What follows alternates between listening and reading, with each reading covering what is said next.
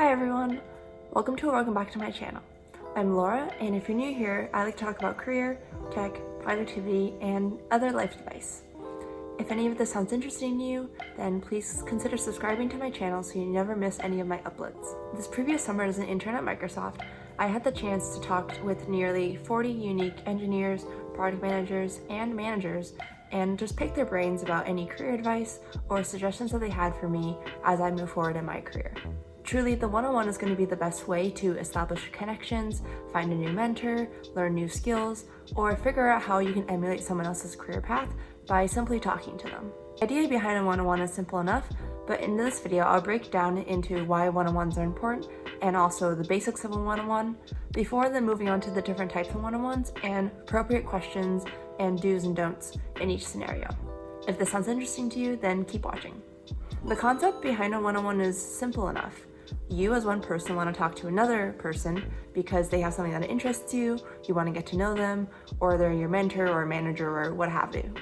Schedule some time with them by setting up a meeting that works for both you and them, and when the time comes, you just get to chat, have amazing conversation, and everything will just flow right into place. When it comes down to it though, you are probably pretty nervous, just like I was last summer. It felt really awkward asking strangers for their time at a company that I wasn't even sure if I was going to work at full time, and people that I would probably rarely meet face to face.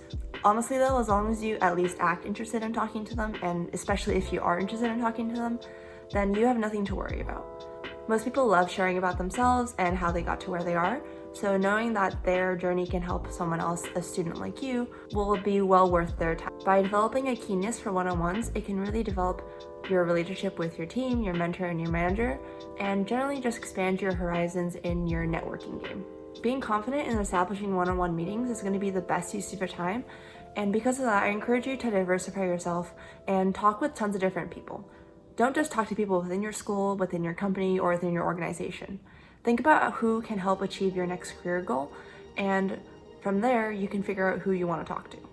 As a student, intern, or new grad, almost everyone has been in your shoes of being clueless, afraid of making mistakes, and generally just wanting some guidance on where to go and what to do once they've landed that position. This means that people are going to be willing to give you advice, and so you should definitely take the time to soak it up and think about how you can apply that to your day-to-day life or a general career path. All these notes aside, let's get into what the basics of a one-on-one are like, as well as how you can schedule your first one-on-one. The most awkward time is going to be when you schedule your first one-on-one within a new company or a new job, for example.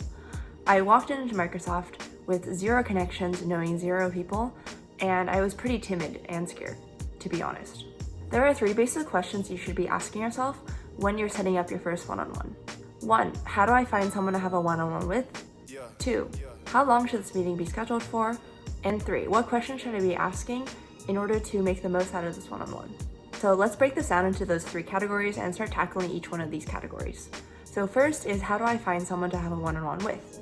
In the preface, I briefly mentioned that basically you just want to find anyone that you're interested in talking to, whether that be someone that is following the career path that you've always dreamt of, or someone is just in a role or position that you're really inspired by, or even they just share a hobby or a passion that you want to get more into or talk to someone about. Depending on the actual situation though, finding someone to schedule one-on-one can be a little bit trickier. Here's why. There are 3 ways that I see you reaching out to someone. 1 is that you're cold emailing or cold messaging someone on LinkedIn, which means you have no connections whatsoever and you just randomly stumbled upon this person's profile and they seem really cool. 2 is that you have a friend, family member, or someone that you know that has a connection to this other person that you're interested in talking to. And 3 is that you have some sort of connection to this person, whether that be through school alumni, your company, or just your team/organization. So each of these situations is going to yield a dramatically different response rate, so your mileage and success may dramatically vary here. If your only option is to cold email or cold message people on a platform like LinkedIn, then I would set your expectations accordingly and expect for a very low response rate. At least strangers are going to be less likely to want to reply to you and also to connect with you. In order to break past this barrier though, the best thing is to just have a detailed message saying, hey, I am so-and-so, I have a background in this, and this is why I'm interested in talking to you. Would love to schedule a one-on-one, let me know. The absolute worst thing you can do though is just to send a connection request on a platform like LinkedIn and never attach a message. That is the easiest way to get your message ignored. If you're being introduced to someone through your network, then there's a pretty high chance that you'll be able to actually schedule this one-on-one and things will be all good. However, the times that I've seen this fail, and in my experience as well, is when you just fail to follow through. I've gone through the steps of setting up a one-on-one with someone, including asking what times they're available, and even asking for their email so I can send out an invite, and then it just never really happens. So if you're prone to letting these kinds of things just slip by your mind, then just do your utmost to be accountable and make sure that you're not going to waste anyone else's time by forgetting to schedule out that one-on-one. Now, lastly is when you're reaching out to someone internal to your school, company, organization, what have it. This will also likely yield a pretty high response rate, since people that are in your school or in your company are going to be really receptive to talking to you, especially as someone who shares some sort of common interest with them.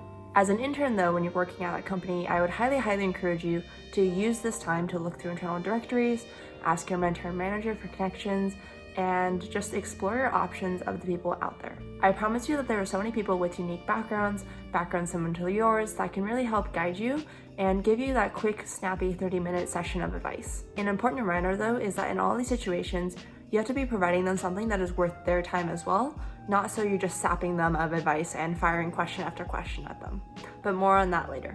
Now let's talk about how long your one-on-ones should be. In general, I found that 30 minutes is going to be just the right amount of time to talk with someone, especially if this is your first time talking with them, but exceptions may apply. The reason behind 30 minutes though is kind of just a balancing game. 15 minutes feels too short, and it feels like I'm just unnecessarily pulling them away from work, and both of us won't really get too much value out of that. 45 minutes to an hour though can start to feel a little bit intimidating, especially if you don't know this person. Then filling up 45 minutes to an hour of their time is going to be pretty difficult unless you're just naturally an amazing conversationalist and know exactly all the right points to hit on to continue a conversation. However, if you have a great discussion with someone and you want to continue the conversation, then at the end of your conversation would be a great time to mention, hey, I'd like to set up recurring meetings every other week or so. Does 30 to 45 minutes work great for you? 45 minutes is generally a great spot for me as a reoccurring / mentorship-esque meeting, because you can spend the first few minutes catching up before then spending the other 20 to 30 minutes just talking about whatever you need advice on, or talking through any of your issues or problems, because we all have so many. In the end though, if you ever feel like you're running out of time and you don't have enough time to ask all the questions you want, it never hurts to ask for a follow-up meeting, and most people will really just be happy to talk with you and extend the conversation. Now, this last category is going to be the questions that you want to ask and also do's and don'ts. I urge you to do a little bit of reflection and thinking on what you want to get out of each of your one-on-ones. Is it because you want to learn more about Microsoft as a company, or do you want to learn more about the role that a product manager has at Microsoft, or even just what the role of product manager on their team does? I think that the most important part of one-on-ones that people are missing is actually just having an agenda and idea of what they want to talk about. Even though agendas can feel too limiting and most people don't really want to prep for a one-on-one, this also means that there'll be fewer awkward silences and you kind of know where the flow of the conversation is going to be going. Not everyone will need an agenda or care for an agenda, but those who do will really appreciate it if you send this out in that initial meeting request. Once you have an idea of these goals, it'll lead to 3 different types of one-on-ones that I'll go ahead and describe next. So the first type of one-on-one that I really enjoy is just the casual / get to know each other one-on-one. An example of when this might play out is if you're looking for someone to help mentor you, or you're meeting someone on your team for the first time. With a more casual one-on-one, you really don't have to be too prepared, so I wouldn't set out a strict agenda like I was mentioning earlier, but just mention, hey, I'd love to get to meet you and learn a little bit more about you. You'll probably hear this advice a lot throughout this video, but really just be yourself and be natural and be authentic. People don't want to talk to a fake version of yourself. They really want to talk to you and get to know you and know your hobbies. So the more honest that you are, the more that people can connect with you on a lot of different fronts and share jokes, stuff like that. For a meeting in which you're looking to set up with a potential mentor, then there are a few extra guidelines that I would like to add here. If you're looking for this person to be your mentor, then you really want to be able to get along with them, share casual talk, as well as just talk about professional things as well. Obviously, you don't have to present your findings like it's a scientific paper, but you should at least have some backup reasons as to why this person would be a good fit to actually help mentor you. Also, you should definitely be prepared to just be straightforward and ask if they want to be your mentor. I would probably save this for the end of the meeting, especially if you're hitting it off well. And if there are some hiccups, then I would just use your social cues to kind of figure out where this might be an appropriate time to actually ask for the mentorship. Also, don't feel like you have to always be leading the conversation, and if you're just asking questions back to back to back, then this probably isn't a symbol of someone who might be a great mentor. But lastly, don't be discouraged if this person actually says no. People often have very, very hectic work schedules, and they may not have the opportunity or the time to actually mentor you or provide you with the best mentorship opportunity. So even if this one doesn't work out, at least you made this one connection, and it could be worth it to stay in touch later down the road. There's also the whole saying of right person, wrong time, and I know that's a little bit more of a relationship thing, but I'd like to apply it here as a mentorship thing too. The next type of one-on-one that you're going to encounter is going to be the informational interview style one-on-one.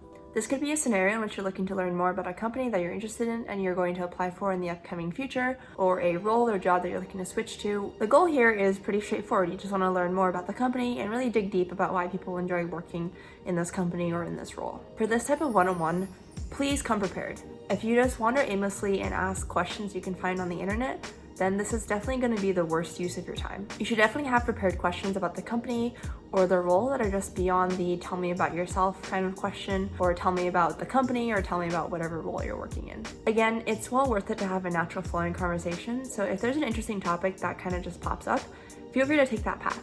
It'll be okay, and worst comes to worst, you can just extend the conversation by an extra 5 minutes if you have that question you're just dying to get in. There are two really important don'ts here though. Please do not ask about any sensitive information or private information that may be internal to the company, because I promise you the employee cannot share, and if you do share, then they will get into serious ramifications and trouble and drama, and you don't want to be any part of that. And secondly, please do not just immediately ask for a referral, because most people won't want to refer you without knowing anything about you. If you're going into these kinds of informational meetings solely looking for a referral, then I would urge you to reconsider your goals, or at least spend a little bit more time establishing a relationship with this person before you just go ask for a referral. If you're going to this conversation without any recommendation, so you're just reaching out through LinkedIn or cold emailing someone, then the probability is pretty low that they're going to want to trust you and immediately refer you to their company. Unless you're just a talented, brilliant, show-stopping, amazing, undeniably talented candidate, then yeah, the chances are pretty low. Depending how your one-on-one goes, if you feel like you two really connected and you had a good conversation, then yeah, maybe I would bridge the waters and say, hey, I'm looking for a referral to your company, would you be willing to? But on the other hand, if you feel like your conversation was kind of stinted and you really had to force the conversation to keep going, then maybe I would err on the side of just waiting and seeing if you can find someone else at the company to talk to that you might connect with a little bit more. Lastly is going to be your all-important manager one-on-one.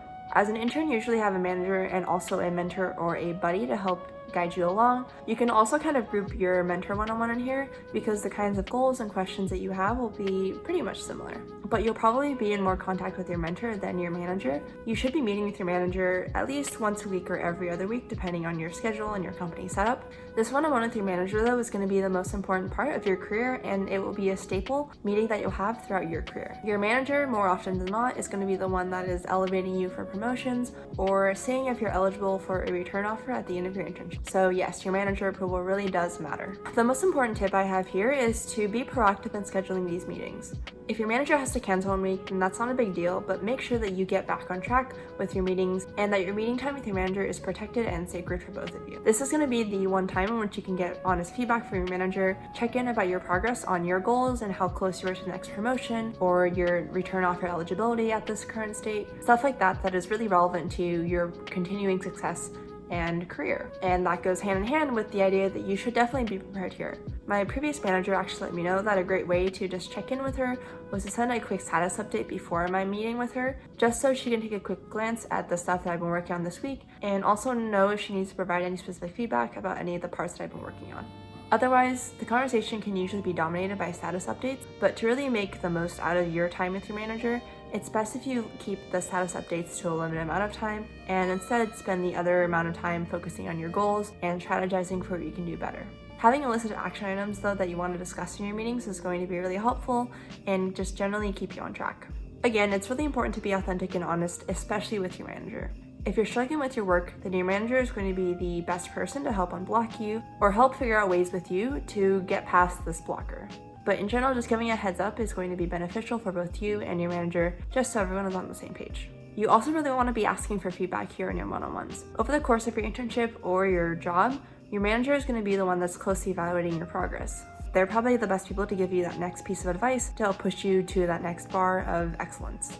Also, don't be afraid to hold your manager accountable. If they said they link you to a resource and they never did, just feel free to ping them on whatever messaging platform and remind them that they never sent you that resource. It's your manager's job to help unblock you and help get you to where you need to be as well, and your success reflects on their success. So that's it. That's everything you need to know about the one-on-one and how you can also crush your future one-on-ones and make great connections wherever you go. Just as a reminder though, is that not everyone will want to do a one-on-one, which is also okay, and also that not everyone is going to be the right fit of a mentor or a manager, what have you. In the comments, I love to hear about your first one-on-one and how it went. I remember my first one-on-one at my very first internship, and that was really scary. I was one of the youngest people at my internship, and especially in person, it was really intimidating to see everyone and then just get randomly pulled away into this room and talking to this person that was going to be my mentor. So yeah, I can safely say that the first meeting that you ever have is going to be super, super scary. So yeah, the first meeting is always going to be really scary. And this is going to be true whether you're at your first internship or your fourth internship or it's, starting a new job or something. In general, you just start getting better at it, but it isn't easy. Anyways, thank you all so much for watching, and I'll see you all next week for a new video. Bye. So if I